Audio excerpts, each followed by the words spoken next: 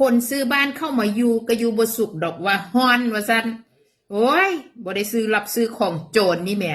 นะเคลียร์จบแม่ฟ้องผัวแต่ผัวชนะเพราะเป็นเจ้าของโฉนดที่ดินสิไปฮ้อนได้สั่งใดเงินเขาก็เงินบริสุทธิ์นะมาจ่ายซื้อเนาะแถมได้ราคาถูกไว้มีเงินเก็บในกระเป๋าเต็มพุ่นทำแหมสิเอาได้มาฮ้อนนะบ้านนะบอกเลยนะบ้านจะเป็นยังไง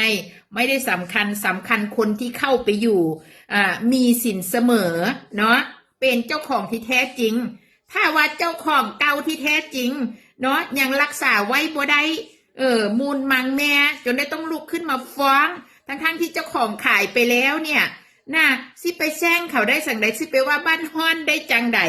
นะโอ้โหอยู่เย็นเป็นสุขอยู่บ้านคนรวยยิ่งรวยขึ้นไปพุ่นแม่บ้านหลังเนี่ยเพราะว่าซื้อมาด้วยน้อยถ้าลงทุน